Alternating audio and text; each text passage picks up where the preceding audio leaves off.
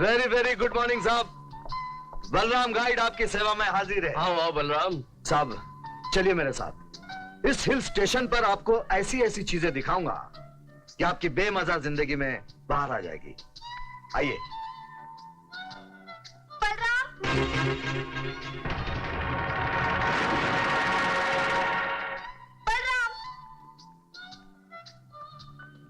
अरे देविका तुम यहाँ? मैं तुमसे अभी शादी करना चाहती हूँ, अभी इसी वक्त। वेरी वेरी गुड, लेकिन इतनी जल्दी क्यों? जल्दी नहीं की तो बहुत देर हो जाएगी। पापा ने मेरे लिए शहर से एक लड़का देख रखा है, उसी से मेरी शादी करवाना चाहते हैं। नहीं देविका, मैं ऐसा होने नहीं दूंगा। ऐसा ही होने जा रहा है। मैं घर से भाग कर आई हूँ, तुमसे शादी करना चाहती हूँ। अगर तुमने मुझसे शादी नहीं की तो मैं अपनी जान दे दूंगी, याद रखना।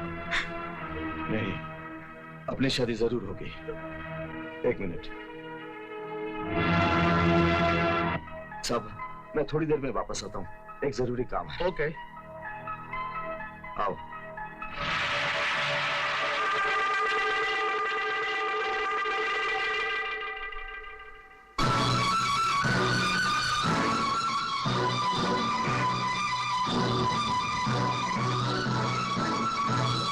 प्रधान जी, प्रधान जी, तुम्हारी ये हिम्मत? छोड़ इसका हाथ, मैं कहता हूँ हाथ छोड़। यह हाथ छोड़ने के लिए नहीं पकड़ा है प्रधान जी। अब हमारी बात सुनिए।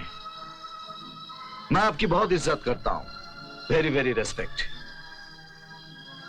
हम दोनों एक दूसरे से बहुत प्यार करते हैं, ये आप अच्छी तरह से जानते हैं। इसकी शादी किसी और के साथ करके हम दोनों पर जुल्म मत कीजिए, यह हमारी विनती है आपसे। हम चाहते तो कहीं भाग सकते थे, चुपचाप शादी कर सकते थे, लेकिन ये अच्छी बात नहीं है, वेरी वेरी बैड। कुछ ही दिनों में मैं इससे ब्याह करके इज्जत के साथ इस घर से ले जाऊंगा। तब तक देविका इस घर में मेरी अमानत की तरह रहेगी। अगर इसका हाथ आपने किसी और के हाथ सौंप दिया तो मैं तो इस दुनिया से जाऊंगा ही, लेकिन जाते जाते बहुत खून खराबा करके जाऊंगा। यही बात बताने के लिए आया था। Very very goodbye. जाओ।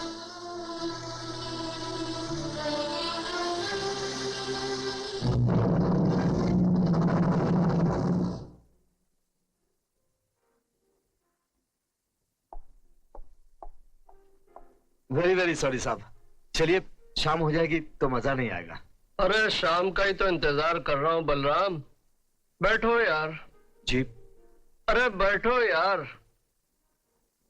ये लो, ये पैसे रख लो। इतने सारे पैसे? तुम रख लो यार। साहब मेरी फीस सिर्फ 200 रुपए है, ये बहुत ज्यादा है। Very very much. तुम्हारे पास जो चीज देखी है उसके लिए तो ये कुछ भी नहीं है। मैं समझा नहीं साहब।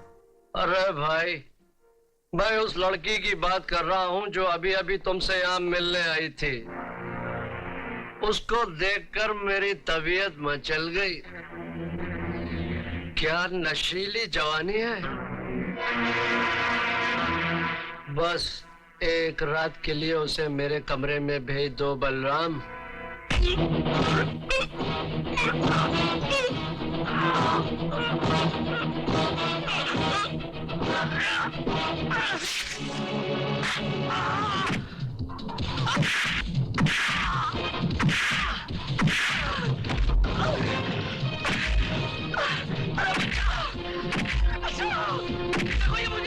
मुझे मार डाले।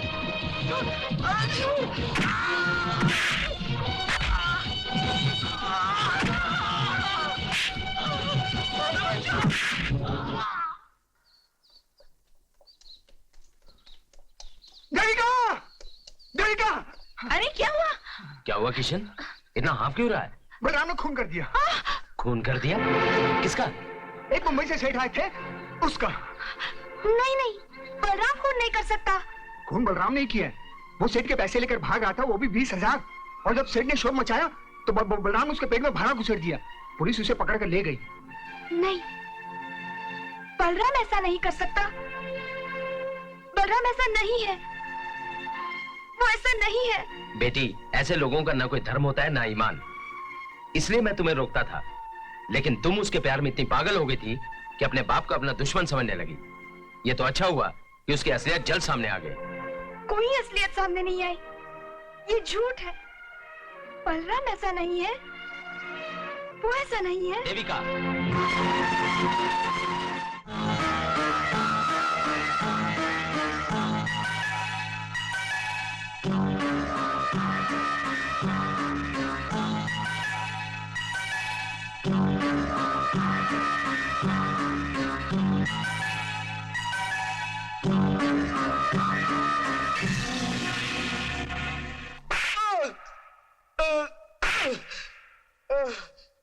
सेठ से रुपए लूट के भाग रहा था।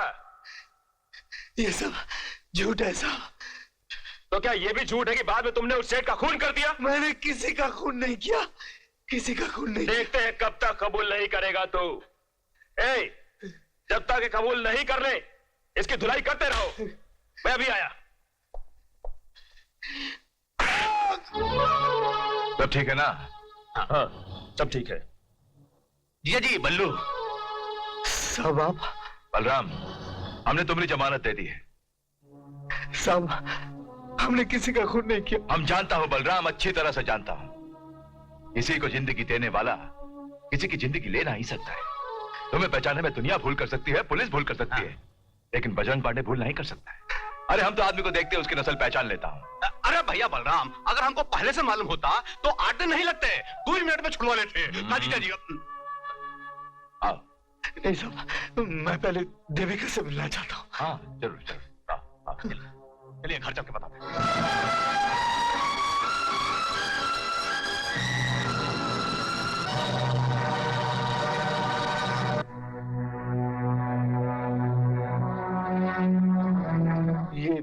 ये लोग कौन? ये लोग तो शहर चले गए। कब? 5 रोज हुए हैं। सुना है उसके मामा ने कोई लड़का देख रखा था उसके लिए, और अब तक तो उसकी शादी भी हो गई होगी। नहीं। और नहीं तो क्या, तेरा इंतजार करती कि बलराम जेल से आएगा और शादी करेगा। जा जा, भूल जा उसे और हंसी खुशी जिंदगी बिताने दे उसे।